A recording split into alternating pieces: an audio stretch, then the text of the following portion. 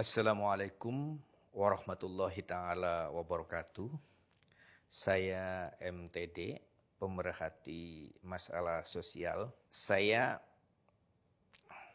adalah penemu sistem demokrasi Pancasila.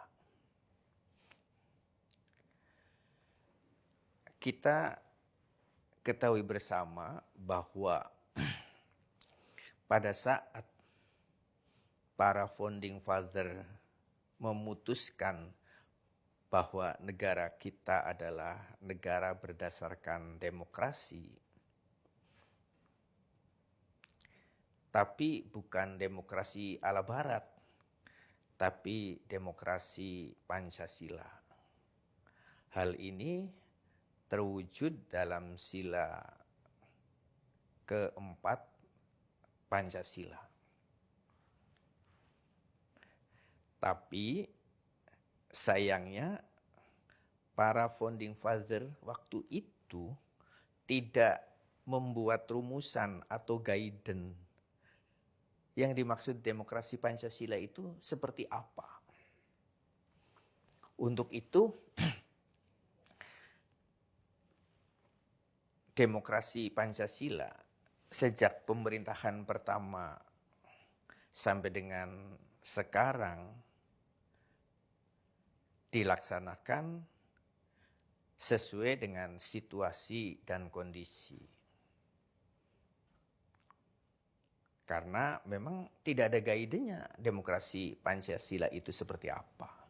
Padahal dulu founding father sudah sepakat bahwa negara kita berdasarkan demokrasi, tapi bukan demokrasi ala barat, tapi demokrasi Pancasila.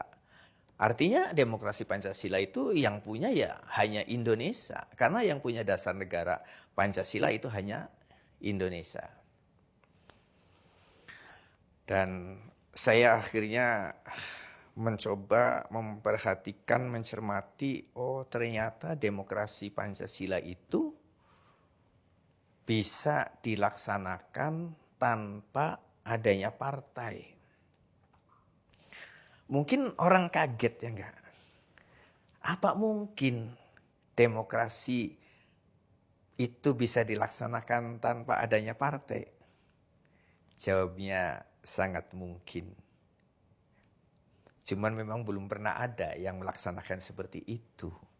Ya, karena kita pun yang sudah mengklaim demokrasi Pancasila, ternyata demokrasi yang kita gunakan apakah itu sesuai dengan Pancasila? Ya, silakan nilai sendiri. Tapi setelah saya mencermati, oh ternyata demokrasi Pancasila yang sesuai dengan sila keempat itu bisa dilaksanakan tanpa adanya partai. Kalau begitu bagaimana caranya? Saya kasih contoh, sangat sederhana. Kita sebenarnya sudah melaksanakan demokrasi Pancasila. Buktinya apa? Ada pemilihan RT, pemilihan ketua RT. Dalam pemilihan ketua RT, itu tidak ada partai. Tapi di sana sudah ada musyawarah, sudah ada mufakat, sudah ada perwakilan. Sesuai dengan sila keempat. Mekanismenya masyarakat atau warga memilih salah satu daripada warga atau masyarakat yang ada di lingkungan RT-nya dipilih menjadi ketua RT tanpa adanya partai. Kenapa hal semacam ini tidak diangkat sampai ke atas, sampai ke permukaan, sampai ke pemilihan presiden? Iya enggak? Kenapa? Konsep pemilihan ketua RT tidak bisa diangkat sampai ke pemilihan presiden? Harusnya bisa. Jadi setelah RT terpilih, maka para RT terpilih naik satu tingkat lagi memilih ketua RW. Yang dipilih siapa? Yang dipilih adalah yang memilih adalah para ketua RT terpilih, yang dipilih juga para ketua RT terpilih. Memilih ketua RW. Tanpa adanya partai. Setelah itu para ketua RW terpilih nanti akan memilih kepala desa. Prosesnya juga sama. Para ketua RW memilih Para ketua RW terpilih memilih salah satu dari ketua RW terpilih memilih kepala desa. Setelah para kepala desa terpilih juga nanti akan memilih camat. Setelah nanti camat terpilih akan memilih bupati atau wali kota. Setelah nanti bupati atau wali kota terpilih memilih gubernur. Setelah para gubernur terpilih nanti memilih presiden. Jadi tahapannya memilih ketua RT, memilih ketua RW, memilih kepala desa, memilih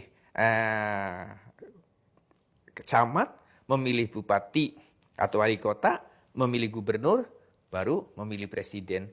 7 tahapan itu sudah selesai, bisa presiden terpilih tanpa dibutuhkan partai.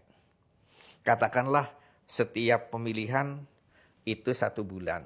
Umpamanya pemilihan RT serentak di seluruh Indonesia di bulan Januari. Harus tanggal 31 Januari harus selesai pemilihan ketua RT.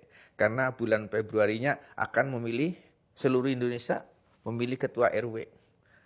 Bulan Maretnya seluruh Indonesia memilih kepala desa. Bulan Aprilnya seluruh Indonesia memilih camat.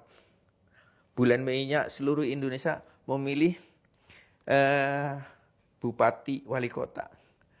Bulan Mei Juninya seluruh Indonesia memilih gubernur.